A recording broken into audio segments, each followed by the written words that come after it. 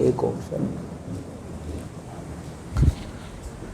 अब देखो पदार्थों के गुणधर्म जो मतलब पहला चैप्टर है, इसमें पहली प्रॉपर्टी आती है आपकी प्रत्यास्थता, जो अपन पिछली क्लास में पढ़ चुके हैं। प्रत्यास्थता जो होता है इसे बोलते हैं अपन इलास्टिसिटी। क्या बोलते हैं बेटा? मैंने आपको बताया था इलास्टिसिटी क्या होता है, यदि किसी पदार्थ पर बल लगा दिया जाए और बल लगाकर उसे छोड़ें तो वह वापस अपनी ओरिजिनल पोजीशन में आ जाती है, इसी को बोलते हैं इलास्टिसिटी। जैसे स्प्रिंग है, स्प्रिंग पर अपन बल लगाते हैं और बल लगाकर छोड़ते हैं तो स्प्रिंग ओरिजिनल पोजीशन में आ जाती है। भाई स्प्रिंग होती है, स्प्रिंग को पकड़ कर खींचो, लंबाई बढ़ गई, लेकिन जैसे ही छोड़ते हैं वह वापस अपनी उसी अवस्था में आ जाती है जिस अवस्था में वह थी, तो उसी को बोलते हैं बेटा प्रत्यास्थता। क्लियर? दूसरा मैंने आपको बताया था स्ट्रेस। हिंदी में स्ट्रेस को बोलते हैं प्रतिबल। क्या बोलते हैं? प्रतिबल क्या होता है? ये होता है बेटा इकाई क्षेत्रफल पर लगने वाला आंतरिक प्रतिरोधी बल। प्रतिबल बराबर होता है बेटा बल बटा क्षेत्रफल। बल बटा क्षेत्रफल। बल की यूनिट होती है न्यूटन और क्षेत्रफल की क्या होती है? Metre square. तो इसका ऐसा ही पद्धति में मात्रक आ गया newton upon metre square. Clear? दूसरा, एक न्यूटन का मतलब होता है 10 की पावर 5 डाइन, और मीटर का मतलब को लिखते हैं बेटा किसमें? सेंटीमीटर में। तो ये इसके हो गए सीजीएस पद्धति में मात्रक। कौन सी पद्धति में? सीजीएस पद्धति। क्लियर? इसके अलावा मैंने आपको इसकी विमा निकलवाना बताई थी। आप लोग मुझे विमा बता सकते हो बेटा? M1 L-1 और T-2, यह मैंने आपको विमा निकालना सिखाया था। क्लियर? ये पढ़ा था हमने पिछली क्लास में। क्लियर? तो मैंने आपको बताया बेटा प्रत्यास्थता। प्रत्यास्थता क्या होता है? यदि किसी वस्तु पर बल लगाएं और बल लगाकर छोड़ दें तो वह वापस अपनी उसी अवस्था में आ जाते हैं जिस अवस्था से उसने प्रारंभ किया था, इसे बोल दिया प्रत्यास्थता। क्लियर? प्रतिबल बराबर क्या होता है? बल बटा क्षेत्रफल। बल की यूनिट क्या होती है? न्यूटन। क्षेत्रफल की मीटर स्क्वायर। तो यूनिट हो गई न्यूटन अपॉन मीटर स्क्वायर। ठीक है? इसके बाद में एक न्यूटन में कितने डाइन होते हैं? 10 की पावर 5 डाइन। ठीक है? तो न्यूटन को सीजीएस पद्धति में क्या लिखते हैं? डाइन। मीटर को क्या लिखते हैं? सेंटीमीटर। तो इसका मात्रक हो गया डाइन अपॉन सेंटीमीटर का स्क्वायर। कौन सी पद्धति में? सीजीएस पद्धति में। इसके बाद में इसकी विमा लिखी, डायमेंशन लिखी M1 L-1 T-2। ये सब पढ़ चुके थे पिछली क्लास में। क्लियर? यहां से आगे देखते हैं।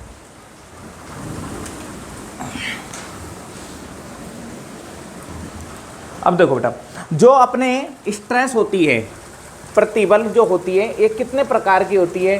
तो इनको देखते हैं। प्रतिबल के प्रकार, यही पढ़ना है बेटा आज। अंग्रेजी में कहते हैं types of stress.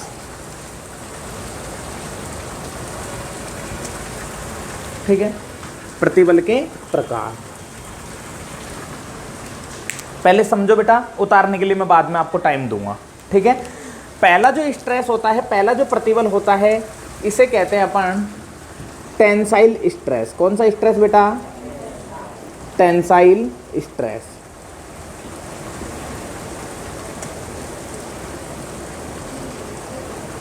Tensile stress जो होता है इसे कहते हैं तनाव प्रतिबल।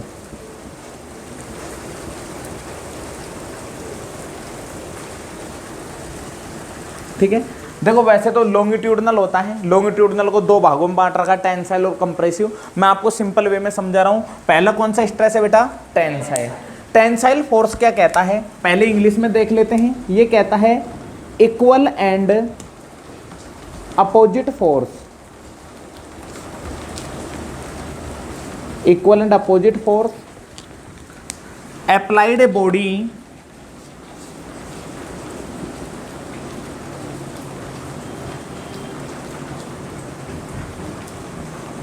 tend to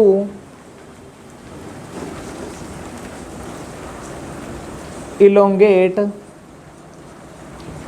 it। ठीक है? Equal and opposite force applied a body tend to elongate it. क्या मतलब होता है बेटा दीक्षा इसका? इंग्लिश मीडियम से हो ना? बताओ क्या होता है? मतलब ही तो पूछ रहा हूं। हाँ देखो इसको क्या है बेटा, ये कह रहा है कि यदि किसी वस्तु पर समान तथा विपरीत दिशा में बल लगाए जाए, समझना मेरी बात को, यदि किसी वस्तु पर समान व विपरीत दिशा में बल लगाए जाएं तो उसकी लंबाई में होती है वृद्धि तथा व्यास में होती है कमी, इसे बोलते हैं टेंसाइल। आपको सिंपल क्या याद रखना है बेटा, एक्सिस ये होती है इसकी, ठीक है। ये मैंने बाहर की ओर फोर्स लगाया, फोर्स को नाम दे दिया P यानी बल, इसको बोलेंगे बेटा P को बोलूंगा मैं बल, या आप F लिख दो चाहे P लिख दो, ठीक है। बल को दो नामों से रिप्रेजेंट करेंगे। अब अपना यहां से आगे देखो, फर्स्ट ईयर में तो लिखेंगे F और सेकंड ईयर से इसका नाम तब्दील हो जाएगा क्या, P, तो अभी से P ले लो, ठीक है। एक बल मैंने इधर लगाया और एक बल लगाया बेटा मैंने इधर की ओर, ये हो गया एक बल इधर, क्लियर है। मैंने कहा ये 5 न्यूटन का है तो ये भी 5 न्यूटन का होना चाहिए, तभी ये इक्वल होंगे। अपोजिट डायरेक्शन है बेटा, एक पूर्व में जा रहा है तो एक पश्चिम में जा रहा है, क्लियर, तो इक्वल है, अपोजिट है। अब क्या होगा, अब क्या होगा बताओ, आ जा इधर, आ मेरे पास आ, मैं बताता हूं क्या होगा। आ जा ऊपर आ जा। देखो बेटा, ये मान लो कि ये कोई वस्तु है, नोट फॉर उंगली, ये क्या है, एक ऑब्जेक्ट है, कोई वस्तु है, क्योंकि अपन इंजीनियर हैं तो अपन इंजीनियरिंग की लैंग्वेज को अच्छे से समझते हैं। ये कोई वस्तु है, जब किसी वस्तु पर बराबर का तथा विपरीत दिशा में बल लगे, बेटा तू तेरी तरफ खींच, बराबर ही लगाना जितना मैं लगाऊंगा, अगर मैं ज्यादा लगाऊंगा तो मेरी तरफ आ जाएगी, ये ज्यादा लगाएगा तो इसकी तरफ। हम दोनों ने अपनी सेटिंग बैठा ली और हम कह रहे हैं कि ये 5 न्यूटन का लगाएगा तो मैं 5 का लगाऊंगा, ये 10 का लगाएगा तो मैं भी 10 का लगाऊंगा, क्लियर। अब इक्वल लग रहे हैं, ये इस डायरेक्शन में, मैं इस डायरेक्शन में, अपोजिट है बेटा, अपोजिट यानी विपरीत, इक्वल मतलब बराबर। यदि बराबर तथा विपरीत दिशा में बल लगे, खींच और खींच, क्या हो रहा है सर, उखड़ जाएगा ये। मतलब क्या है, अंगले की लंबाई बढ़ रही है, क्लियर है। तो बेटा यही कहना चाह रहा है कि यदि किसी वस्तु पर बराबर तथा विपरीत दिशा में बल लगाए जाएं तो उस वस्तु की लंबाई में क्या होती है, वृद्धि होती है, बढ़ोतरी होती है, इसी को बोलते हैं टेंसाइल स्ट्रेस, क्लियर। लेकिन जैसे ही तुमने इसको खींचा, इसके अंदर इंटरनल रेजिस्टेंस डेवलप हुए, आंतरिक प्रतिरोधी बल डेवलप हुए, जो कह रहा है कि बस यार मत खींच ज्यादा, नहीं तो उखड़ जाएगी, clear. It is called as tensile stress. समझ गए बेटा। बुक में जो डायग्राम दे रखा है वो 3D में दे रखा है डायग्राम को, डायग्राम कैसा भी बना लो कोई फर्क नहीं पड़ेगा। जैसे इस तरह का बड़ा रखा है, ये कह रहा है कि ये है अब इसकी अंगली, अंगली गोल होती है ना और छड़ भी गोल होती है, तो ये कह रहा है कि एक फोर्स लग रहा है ये P और दूसरा फोर्स इधर लग रहा है P, इसको बोल दिया मैंने बल। P का मतलब क्या होता है, बल, फोर्स, क्लियर हो गया, समझ में आ गया। दूसरा जो है वो है आपका टेंसाइल, कंप्रेसिव फोर्स। कंप्रेसिव यानी संपीड़न, समझाऊंगा, उतारो इसको पहले।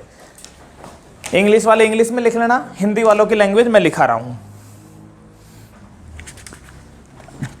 लिखो बेटा, प्रतिबल के प्रकार, पहला है तनाव प्रतिबल।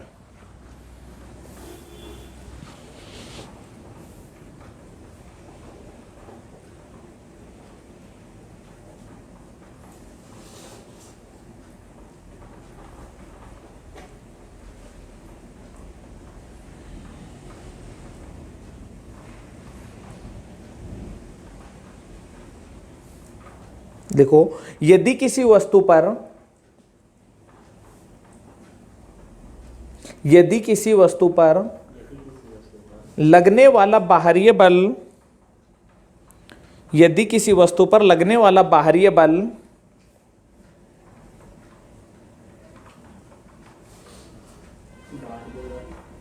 उसकी अक्ष की दिशा में, उसके अक्ष की दिशा में खिंचाव प्रकृति का होता है, उसके अक्ष की दिशा में खिंचाव प्रकृति का होता है,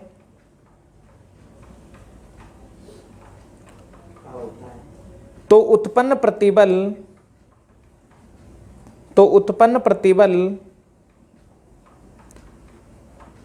तनन प्रतिबल या तनाव प्रतिबल कहलाता है। तो उत्पन्न प्रतिबल तनन प्रतिबल या तनाव प्रतिबल कहलाता है।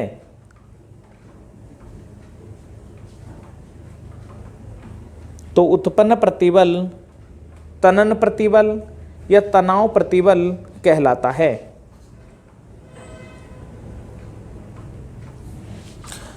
क्लियर है? डायग्राम बना लेना और नोट लगा के नीचे लिख लेना बेटा, इस प्रतिबल से लंबाई में कमी होती है वृद्धि होती है? वृद्धि होती है। क्लियर? तो इस प्रतिबल से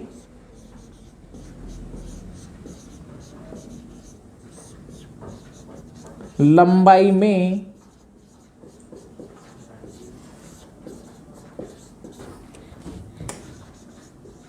वृद्धि होती है।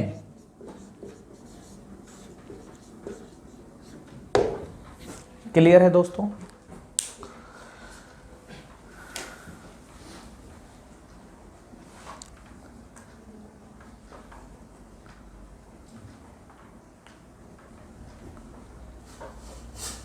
In this stress its length is increase, है ना? क्या होता है? लंबाई में वृद्धि होती है।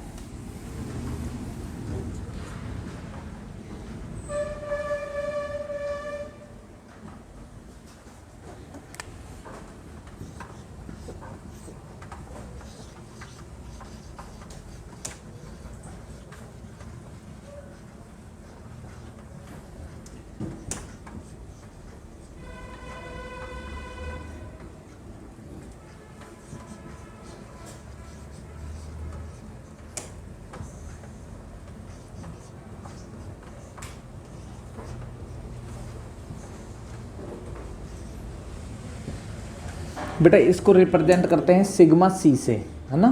और इसको करेंगे सिग्मा टी से, है ना? सिग्मा का मतलब होता है स्ट्रेस। ठीक है बेटा, धीरे धीरे पढ़ो इनको, आगे यही चीजें काम आएगी। ब्रांच कौन सी है आपकी?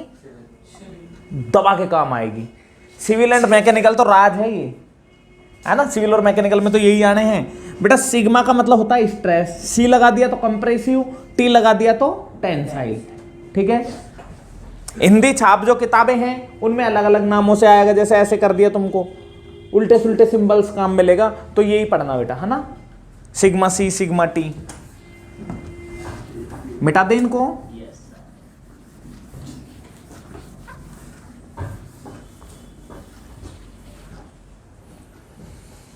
अगला है कंप्रेसिव स्ट्रेस संपीड़न प्रतिबल। कंप्रेसिव स्ट्रेस या संपीड़न प्रतिबल।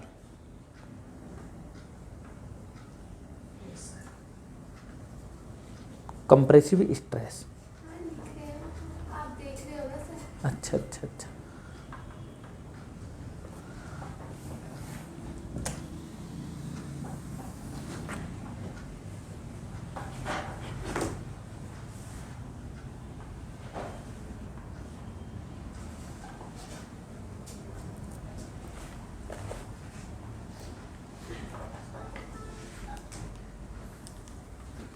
ठीक है बेटा, इसका मतलब क्या है भाई? वही पहले इंग्लिश में लिख लेते हैं।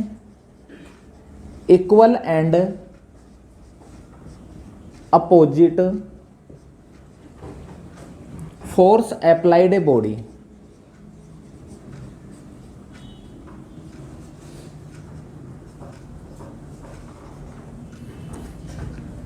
टेंड इट्स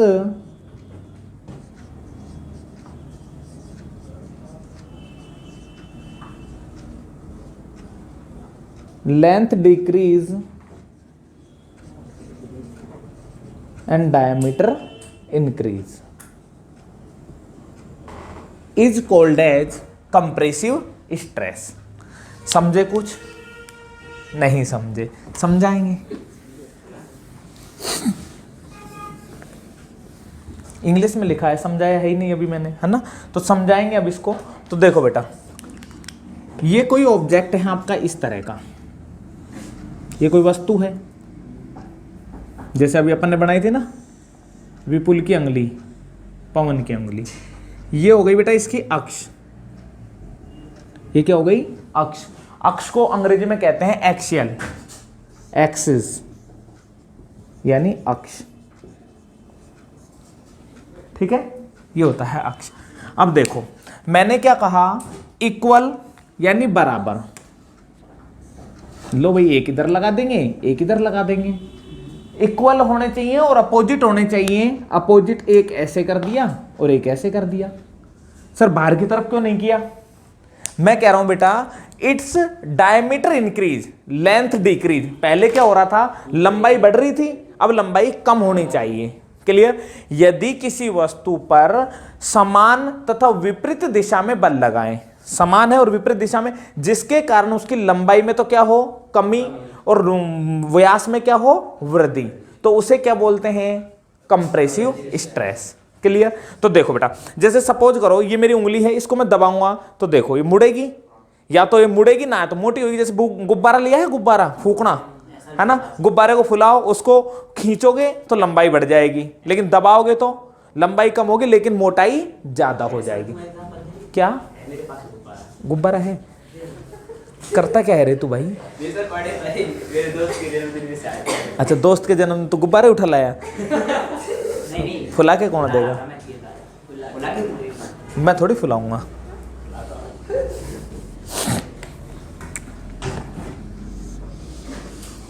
वही इसका बेटा 3D डायग्राम, जैसा कि आपकी बुक के अंदर दे रखा है।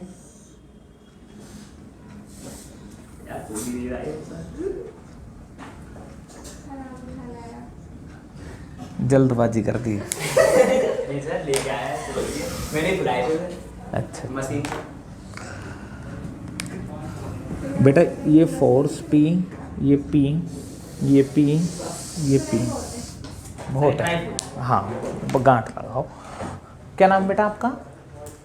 हाँ, शीतल। आपका क्या है? क्या? राकेश। और आपका? आप हो अजीत। हमारा नहीं पूछा सर, पता है? मतलब पहले नहीं पूछा। अच्छा, पहले भी नहीं पूछा था। चलो, आपका नाम क्या है बेटा? नहीं पूछा था, आपका नाम क्या है बेटा? पता है सर आपको। लो, क्या हुआ? कोई बात नहीं। देखो बेटा, मैं इसमें यदि इक्वल एंड अपोजिट फोर्स लगाता हूं तो इसकी देखो, बाहर की तरफ लगाया तो लंबाई क्या हुई, बढ़ी। लेकिन equal and opposite force applied a body, अगर समान तथा विपरीत दिशा में बल लगाऊंगा तो देखो बेटा, लंबाई कम हुई लेकिन व्यास क्या हो गया, बढ़ गया। क्लियर? इसको मैं कर रहा हूं कंप्रेस। क्या कर रहा हूं? कंप्रेस, यानी संपीड़न, दबाना। क्लियर? तो ये संपीड़न, अब इसके अंदर इंटरनल रेजिस्टेंस डेवलप होंगे और वही इंटरनल रेजिस्टेंस यानी आंतरिक प्रतिरोध बल उत्पन्न होंगे, उन्हीं को क्या बोलेंगे, संपीड़न प्रतिबल। क्लियर है? तीसरा क्वेश्चन साथ साथ बता देता हूं, एक चीज और समझो बेटा, हमसे ही पूछा गया था एक क्वेश्चन। L&T एक कंपनी आती है, लार्सन एंड टर्बो, उसके इंटरव्यू में पूछा गया था मेरे से 2012 में एक क्वेश्चन, शेयर स्ट्रेस कैसे लगते हैं बताओ।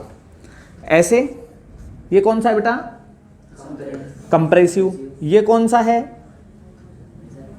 ये टेंसाइल। कंप्रेसिव कैसे लगता है? सस्पेंस है, बताएंगे अभी। बेटा आपका जो, हाँ हाँ बताओ, अपना जो BTER है, BTER के अंदर यदि आप लैंग्वेज भी अच्छे से लिखे आते हो ना बेटा, ये डायग्राम भी अच्छे से बनाए आते हो, तो एग्जामिनर जो है वो आपकी लैंग्वेज को चेक ही नहीं करता, क्योंकि उसको पता है यदि बंदे ने डायग्राम सही बनाया है तो उसको मींस पता है। बेटा टेंसाइल और कंप्रेसिव जो फोर्स हैं, इनके अंदर सबसे जो इंपॉर्टेंट चीज है ना, वो बाहर और अंदर लगने वाला फोर्स है। बाहर फोर्स लगेगा तो टेंसाइल, अंदर लगा तो कंप्रेसिव। क्लियर है? बाहर जो फोर्स लगेगा उससे लंबाई क्या होगी, अंदर लगेगा तो कमी होगी। क्लियर? अगर बाहर फोर्स लगता है तो लंबाई कम होगी, लेकिन डायमीटर क्या होगा, लंबाई बाहर लगेगा तो लंबाई बढ़ेगी, लेकिन डायमीटर अंदर लगेगा तो डायमीटर ज्यादा होकर लंबाई कम होगी। कर दोगे? यदि मैं आपसे बात करूं सिग्मा सी, सिग्मा सी से किसको रिप्रेजेंट करोगे, कंप्रेसिव स्ट्रेस को। सिग्मा टी से किसको करोगे, टेंसाइल स्ट्रेस को। क्लियर है बेटा? लिख दोगे आराम से? ठीक है, बनाओ डायग्राम, लिखो बेटा हिंदी में। हाँ, तीसरा भी पढ़ाएंगे ना। लैंग्वेज लिखो बेटा, संपीड़न प्रतिबल क्या होता है, लिखो संपीड़न प्रतिबल क्या होता है। लिखो, यदि किसी वस्तु पर बाहरी बल लगाने पर, यदि किसी वस्तु पर बाहरी बल लगाने पर उसके अक्ष की दिशा में, बाहरी बल लगाने पर उसके अक्ष की दिशा में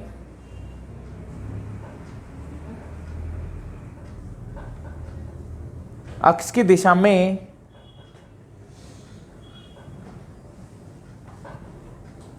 लगने वाला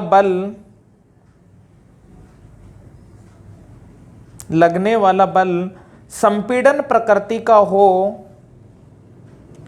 अक्ष की दिशा में लगने वाला बल संपीड़न प्रकृति का हो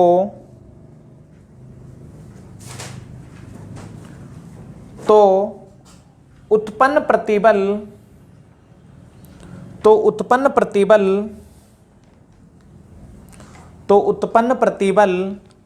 संपीड़न प्रतिबल कहलाता है।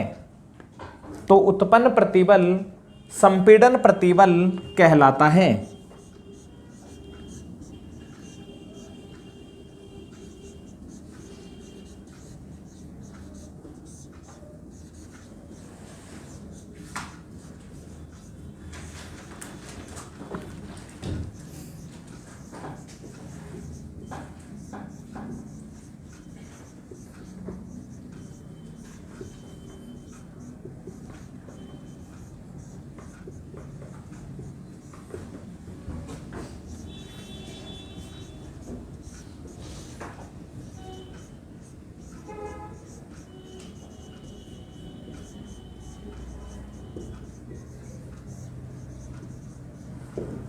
संपीड़न प्रतिबल के कारण लंबाई में कमी तथा व्यास में वृद्धि होती है।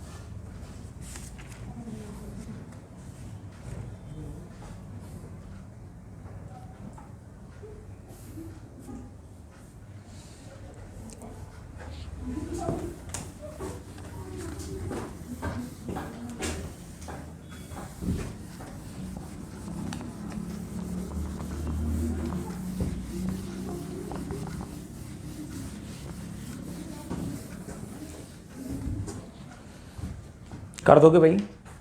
ठीक है। तीसरा जो है वो आता है आयतन प्रतिबल।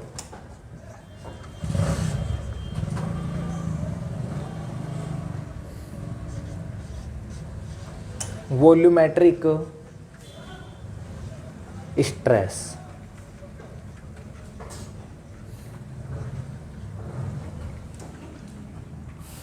ठीक है। वॉल्यूमेट्रिक स्ट्रेस क्या कहता है? यदि किसी वस्तु पर, बेटा इसको कैसे रिप्रेजेंट करोगे? सिग्मा वी से। ठीक है, ये क्या होगा? Sigma we. ठीक है। जैसे कोई वस्तु है, ये कोई ऑब्जेक्ट है आपका,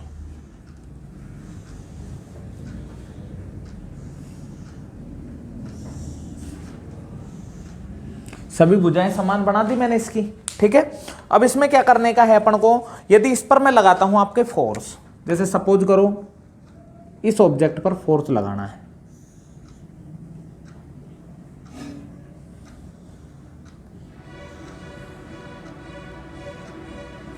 देखो तो इस ऑब्जेक्ट पर जैसे ही मैं फोर्स अप्लाइड करूंगा, 3D ऑब्जेक्ट बनाया है बेटा, इसमें क्या करता हूं, जैसे ही इस पर फोर्स अप्लाइड किया जाएगा,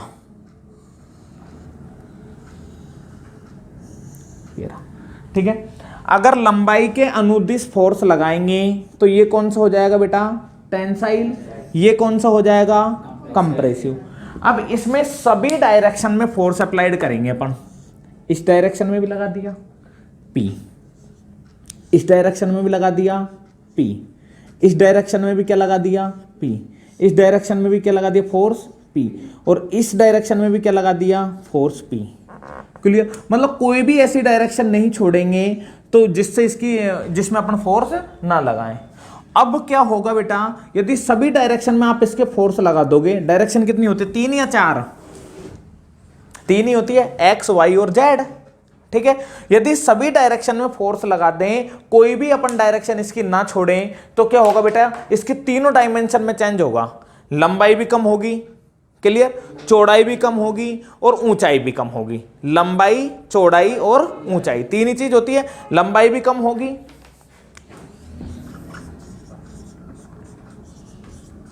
चौड़ाई भी कम होगी और ऊंचाई भी कम होगी। और बेटा लंबाई गुणा चौड़ाई गुणा ऊंचाई क्या होता है? तो मतलब इसका पूरा का पूरा आयतन क्या हो जाता है? परिवर्तित हो जाता है, क्लियर। और जैसे ही आयतन परिवर्तित होगा, इसके अंदर कुछ परिवर्तन होंगे और वही जो परिवर्तन है वो क्या कहलाएंगे?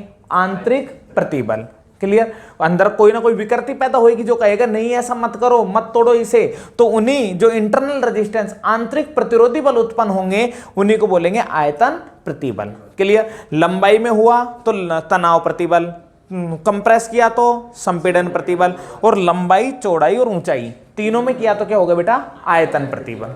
कर दोगे? हो जाएगा। तो लिखो इसमें आयतन प्रतिबल में, आयतन प्रतिबल में लिखो बेटा वॉल्यूमेट्रिक स्ट्रेन, हेडिंग डालो वॉल्यूमेट्रिक स्ट्रेन। यदि किसी वस्तु पर बाहरी बल लगाने पर, यदि किसी वस्तु पर बाहरी बल लगाने पर उसकी सभी दिशाओं में बाहरी बल लगाने पर सभी दिशाओं में लगने वाले बल के कारण, सभी दिशाओं में लगने वाले बल के कारण जो प्रतिबल उत्पन्न होते हैं आयतन प्रतिबल कहलाता है।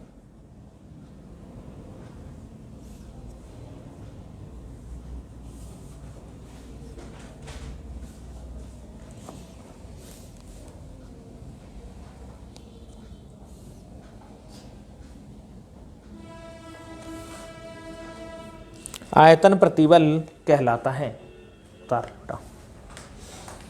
शुरू से लेके वहां, ठीक है। यदि किसी वस्तु पर सभी दिशाओं में बल लगाओगे तो उसकी लंबाई, चौड़ाई और ऊंचाई तीनों में परिवर्तन होगा। तीनों दिशाओं में परिवर्तन होगा तो आंतरिक प्रतिरोध उत्पन्न होंगे, और वही आंतरिक प्रतिरोध क्या कहलाएंगे? आयतन प्रतिबल। क्लियर है बेटा?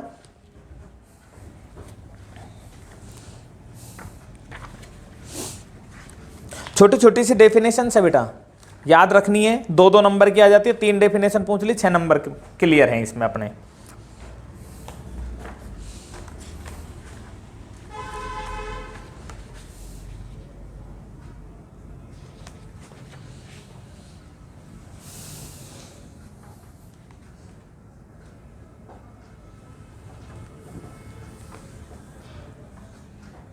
अब इसको बेटा अपन संपीड़न प्रतिबल बोल सकते हैं क्या? लगभग संपीड़न प्रतिबल की तरह ही है। संपीड़न में क्या होता है? व्यास कमी तो होता है, तो वही कर रहे हैं अपन, ठीक है।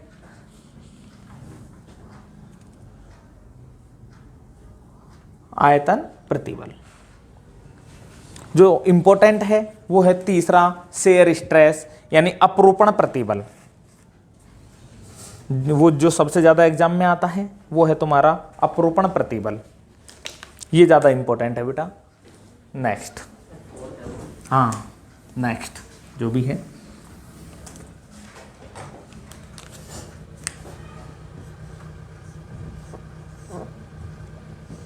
इसे बोलते हैं शेयर स्ट्रेस।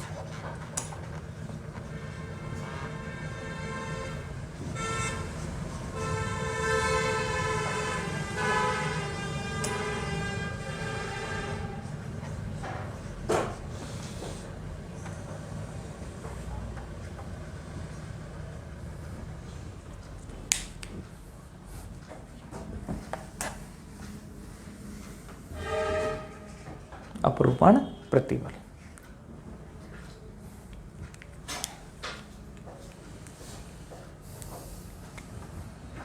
इसे रिप्रेजेंट करते हैं ताऊ से। किससे? ताऊ। ताऊ नहीं, टाउ।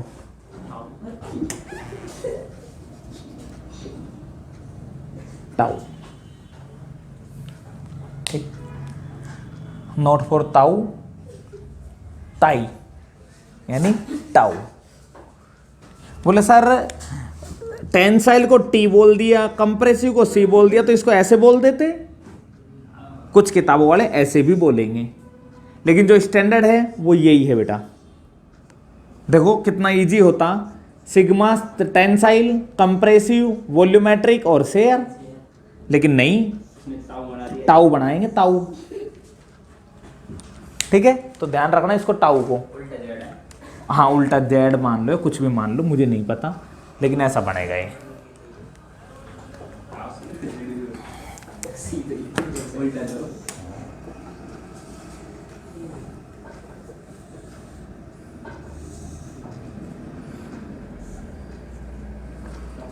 जैसे बेटा ये कोई बॉक्स है आपका, ध्यान से समझ रहे हैं इसको, क्या होता है शेयर स्ट्रेस, एक बार में समझ में आ जाएगा, और नहीं तो पूरी जिंदगी लगा देना, नहीं आएगा समझ में।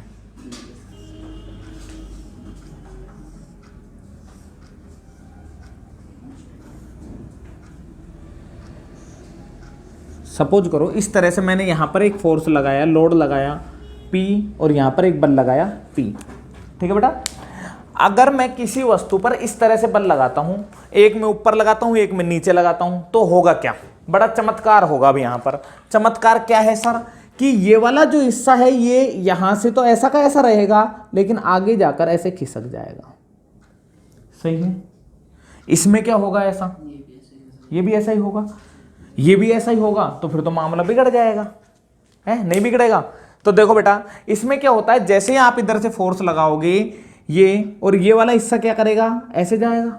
नहीं, ये वाला हिस्सा क्या होगा? इस तरह से ही रहेगा, और ये वाले हिस्से को क्या कर देगा?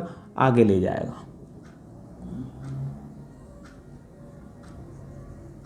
ऐसे भाई होगा क्या? ये वाला फोर्स जो है ये अंदर लगेगा, ये इसको रोके रखेगा, और ये इसको आगे खिसका देगा। तो मतलब जितना ये हिस्सा आगे जाएगा उतना ही आगे जाएगा, जितना हिस्सा अंदर गया उतना ही आगे जाएगा। ठीक है, यानी वस्तु जो है तुम्हारी वो इस पोजीशन में आ जाएगी, इस पोजीशन में। देखो अब ये हिस्सा आगे बढ़ गया ना, और ये पीछे हो गया, ये हिस्सा पीछे हुआ, ये आगे हुआ। या फिर ऐसे नहीं करो तो लो भाई, और दूसरा तरीका है, आप कहोगे सर हमारा ये वाला हिस्सा जो है ये भी इधर आएगा, लो भाई तुम्हारे इस हिस्से को और ले आओ पीछे, ये लो, वही बात है ना? ये अंदर चला गया, ये आगे चला गया। तो इस स्ट्रेस को बोलते हैं बेटा शेयर स्ट्रेस। ठीक है, लेकिन मैं आपको थोड़ा सा रिविट जो जॉइंट होता है उस फॉर्म में समझाना चाहता हूं। जैसे सपोज करो बेटा, ये कोई एक प्लेट है, अभी तक अपन प्लेटों से ही समझ रहे थे, तो इससे थोड़ा इजी वे में समझ में आएगा। ठीक है, दूसरी जो प्लेट है वो मैंने इसके नीचे जोड़ दी, ये जोड़ दी।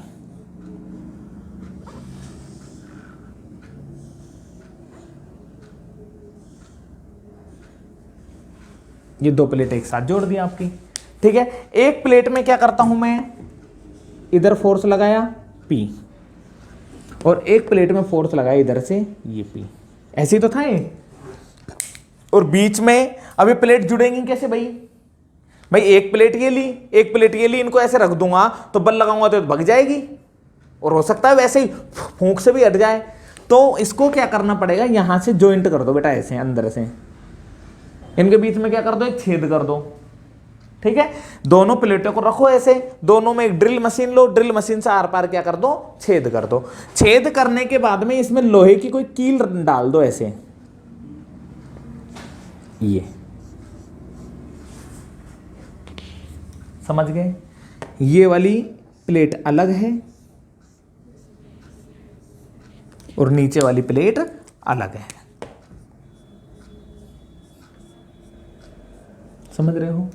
या हैचिंग नहीं भी करो तो भी कोई दिक्कत नहीं है, और कर दो तो भी कोई दिक्कत नहीं। बेटा हैचिंग जो है ये रिप्रेजेंट करती है कि ये प्लेट अलग है और ये अलग है, अलग अलग मटेरियल की बनी हुई है, सारी इन हैचिंगों से अपन रिप्रेजेंट कर देंगे। अभी आप ड्राइंग पढ़ोगे ना उसमें समझ में आ जाएगा।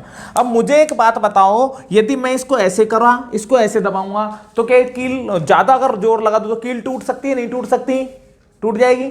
तो टूटने के बाद क्या होगा? टूटने के बाद क्या होगा? सर टूटने के बाद तो कुछ नहीं होगा, बैठ के रो लो, कुछ नहीं होने वाला, जुड़ेगी थोड़ी वापिस। ठीक है, तो ये वाली, ये नीचे वाली दो प्लेटें इस तरह की थी। ठीक है, लोड इसमें ऐसे लग रहा था और इसमें ऐसे लग रहा था, ये पी, ये पी। तब होगा क्या, ऊपर वाला जो हिस्सा है वो ब्रेक होकर टूट कर ये चला गया ऐसे। ठीक है, और नीचे वाला हिस्सा टूट कर कहाँ चला गया? ये चला गया इधर। समझ गए? हो गया अलग अलग। तो हुआ क्या, जब इस किसी वस्तु पर समान तथा विपरीत दिशा में बल लगाए जाएं, समान लग रहे बेटा, जितना इधर लगेगा उतना इधर लगेगा, नहीं तो अगर इधर ज्यादा लगा दिया तो प्लेट को भगा ले जाएगा ये आगे। तो समान तथा विपरीत दिशा में बल लगाए जाएं तो क्या होता है, इसमें टेंजेंशियली स्पर्श रेखीय, स्पर्श करे हुए हैं, तो इसमें जो स्पर्श रेखा बन रही है, जो स्पर्श सतह बन रही है, वो सतह क्या हो जाती है? टूट जाती है। उसके अंदर आंतरिक प्रतिरोध पैदा हो जाते हैं और उन्हीं आंतरिक प्रतिरोधों को क्या बोलते हैं? अपरूपण प्रतिबल या शेयर प्रतिबल, शेयर स्ट्रेस। क्लियर है? लिखोगे तो और समझ में आ जाएगा। इंग्लिश में लिखो बेटा पहले, equal and opposite force applied a body. Hindi में भी लिखूंगा, equal and opposite force applied a body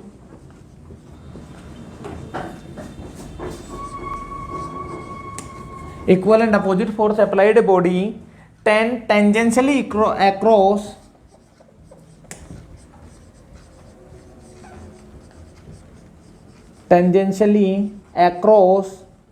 यानी स्पर्श रेखीय डायरेक्शन में ना, tangentially across the resistance section, the resistance section. ठीक है, the stress induce in is stress induce is called as shear stress. ठीक है, डायग्राम बना लो, लिखो बेटा, हिंदी में लिखो, अपना मातृभाषा में लिखो, है ना, मातृभाषा ही तो हिंदी। यदि पदार्थ पर या वस्तु पर, है ना, पदार्थ पर, वस्तु पर, बॉडी पर, यदि पदार्थ पर लगा हुआ बाहरी बल, यदि पदार्थ पर लगा हुआ बाहरी बल, यदि पदार्थ पर लगा हुआ बाहरी बल, बाहरी बल को बोलते हैं बेटा अंग्रेजी में एक्सटर्नल फोर्स, है ना, स्पर्श रेखीय दिशा में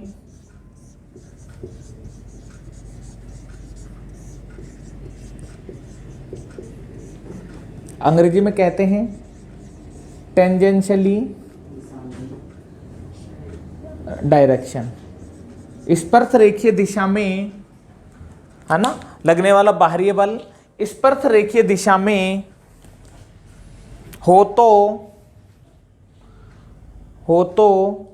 उत्पन्न प्रतिबल अपरूपण प्रतिबल कहलाता है। हो तो उत्पन्न प्रतिबल अपरूपण प्रतिबल कहलाता है।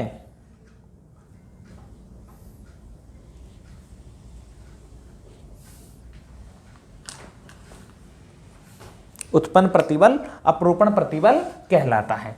डायग्राम बना लो। और बेटा एक चीज बताओ, इस प्रतिबल के कारण इसका जो साइज है वो बिगड़ा या नहीं बिगड़ा? ठीक है, लेकिन इसकी मात्रा पर कोई प्रभाव पड़ा क्या? जैसे 5 किलो की कोई चीज है, उस पर बल लगाया तो उसको 4 किलो हो जाएगी या 6 किलो होगी? कोई मात्रा पर कोई प्रभाव नहीं पड़ रहा, ओनली इसकी शेप बिगड़ी है। ठीक है, तो एक नोट लगा के लाइन लिखो, इस प्रतिबल के कारण,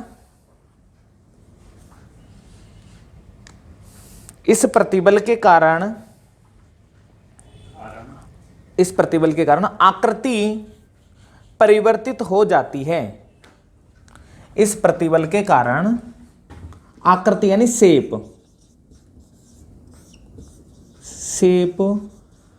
चेंज हो जाती है, यानी परिवर्तित हो जाती है। आकृति चेंज हो जाती है। क्लियर है बेटा? इस प्रतिबल के कारण आकृति चेंज हो जाती है, बदल जाती है। कर दोगे?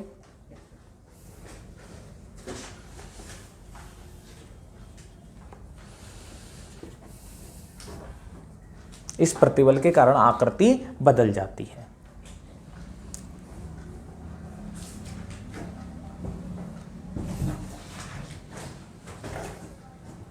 लैंग्वेज आप अपने अकॉर्डिंग सेट कर सकते हो यदि आपको कंसेप्ट पता हो तो।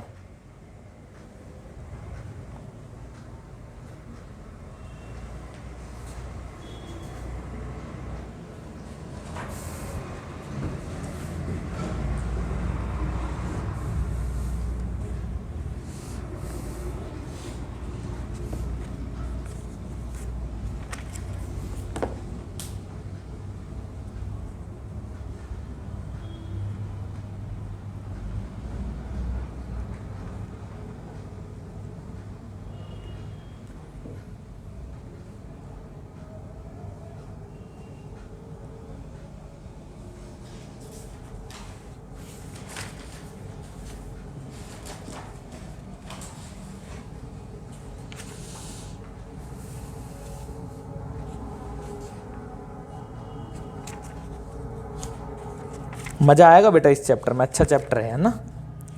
समझ में आ रहा है नहीं आ रहा पहले तो ये बताओ। आ रहा है? यदि समझ में आ गया तो फिर तो कोई दिक्कत है नहीं बेटा। छोटे छोटे से कंसेप्ट है, इनको तो क्या थोड़ा बड़ा करके बताना पड़ रहा है, थोड़ा लेंथी करके बताना पड़ रहा है। उसका रीजन ये है कि एग्जामिनर चाहे कैसे भी घुमा दे आपको प्रॉब्लम ना आए, है ना? इसलिए मैं इसको लेंथी करके पढ़ा रहा हूँ। नहीं तो थोड़ा सा होता है, अंदर बल लगे तो क्या है कंप्रेसिव, बाहर लगे तो टेंसाइल, सभी दिशाओं में लगे तो वॉल्यूमेट्रिक, और यदि उसके टेंजेंशियली स्पर्श रेखीय दिशा में लगे तो कौन सा? Shear stress. कहानी खत्म। ठीक है, एक एक लाइन की डेफिनेशंस हैं। ये तो क्या है भाई, थोड़ा सा बताना पड़ता है।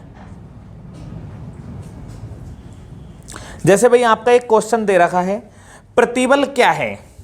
प्रतिबल क्या होता है? इकाई क्षेत्रफल पर लगने वाला बाहरी विरूपण बल, इकाई क्षेत्रफल पर लगने वाला आंतरिक प्रत्यानयन बल।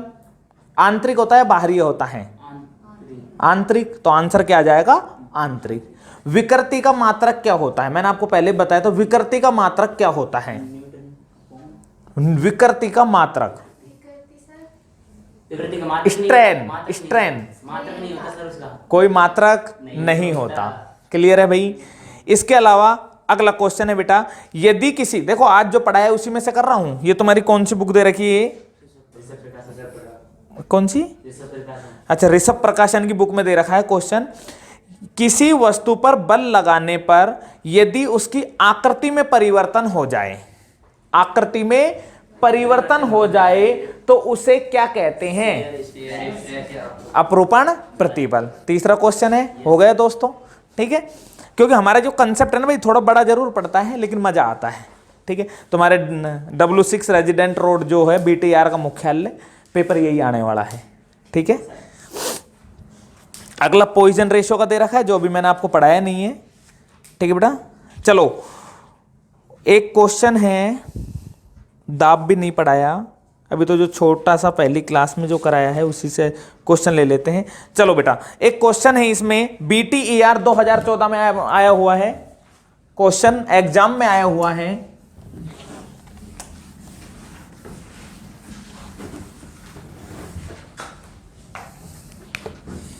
BTER 2014 क्वेश्चन क्या आया हुआ है बेटा? BTR जानते तो हो ना? पहला क्वेश्चन है बेटा, प्रत्यास्थता किसे कहते हैं? What is the elasticity? बिल्कुल बेटा, what is the elasticity? What is the elasticity? मैंने जो पहली क्लास पढ़ाई है, पहली क्लास का पहला जो कंसेप्ट था वो यही था बेटा, इलास्टिसिटी। कितना भी पढ़ा बढ़ा के बताओ, ये बताओ क्या होता है इलास्टिसिटी। हाँ बोलो, और क्या? यदि किसी वस्तु पर बाह्य बल लगाकर उसमें विरूपण उत्पन्न होता है तथा उस बल को हटाने पर वह पुनः अपनी मूल अवस्था में वापस आ जाती है, इसे ही प्रत्यास्थता। बेटा या तो आपने रट रखा है ना, रटो मत इसको। मैं क्या कह रहा हूं, मैंने आपको सिंपल सा कंसेप्ट बताया था। जैसे सपोज करो ये कोई स्प्रिंग है आपकी, ऐसे समझना। और नहीं समझाना नहीं है, डेफिनेशन आपके एक एक शब्द को ऐसे भूल रहे हो। भूलने का मतलब क्या होता है, इसने आपने रटा है भाई। भूलने का सीधा सा कंसेप्ट क्या है, इट मीन्स आपने रटा है। और यदि कंसेप्ट दिमाग में बैठ जाए, मैं क्यों नहीं भूलता, मैं पढ़ के आता हूं, पढ़ के आता हूं। नहीं पढ़ जाए। मेरे को तो वर्षों हो गए बेटा किताबें पढ़े हुए ही। अब तो जो ज्ञान आप सर आइए लिया है ना उसको बता रहे हो। चेप रहा हूं तुम्हारे, बता कुछ नहीं रहा। और क्या बताना, इसे थोड़ी कहते हैं। जो ले रखा है ना उसको बस तुमको चेप रहा हूं, लो पढ़ लो। देखो बेटा, ये मैंने आपकी बनाई कोई स्प्रिंग, ऐसी होती है ना स्प्रिंग। बेटा स्प्रिंग मैंने क्या खींच दी थोड़ी सी, ठीक है। अब सपोज करो यदि मैं इस स्प्रिंग को ऐसे खींचता हूं, ठीक है। यदि स्प्रिंग को खींचूंगा तो क्या होगा, इसमें परिवर्तन होगा। क्या होगा, यदि किसी वस्तु पर बाहरी बल लगाएं, बाहरी बल है आंतरिक बल है बेटा, बाहर लगा रहे हैं तो बाहरी है, अंदर लगाएंगे तो आंतरिक है। क्लियर है यार। यदि किसी वस्तु पर बाहरी बल लगाते हैं तो उसमें क्या होता है, परिवर्तन। यदि बल को छोड़ दें और वस्तु अपनी ओरिजिनल पोजीशन में आ जाए तो उसे क्या कहते हैं, प्रत्यास्थता या इलास्टिसिटी। क्लियर है दोस्तों, है ना, कर दोगे। लेकिन यदि वस्तु अपनी मूल पोजीशन में ना आए तो उसे क्या बोलते हैं, प्लास्टिसिटी। और यदि वह वायर के रूप में बन जाए तो उसे क्या बोलते हैं, डक्टिलिटी यानी तन्यता। क्लियर है, चलो मजा आया हमें भी। अगला क्वेश्चन देखो, ऐसे पढ़ा करो यार। प्रत्यास्थता की सीमा, प्रत्यास्थता सीमा क्या होता है? प्रत्यास्थता सीमा वह सीमा जहां बल लगाकर छोड़ें तो वस्तु अपनी ओरिजिनल पोजीशन में आ जाए, उसी सीमा को प्रत्यास्थता सीमा कहते हैं। ग्राफ बनवाया था मैंने आपको, ग्राफ बना के बताया, उसको भी बता देना एग्जामिनर को कि ये रहा ग्राफ, और प्रत्यास्थता सीमा तक प्रतिबल विकृति के समानुपाती होता है। यहां तक ग्राफ एक सीधी रेखा आता है, आया था, ओ से ए तक। क्लियर है। देखो बेटा आगे अगला है, प्रतिबल को परिभाषित कीजिए। व्हाट इज द प्रतिबल, व्हाट इज द स्ट्रेस, बताओ बेटा। What is the stress, okay.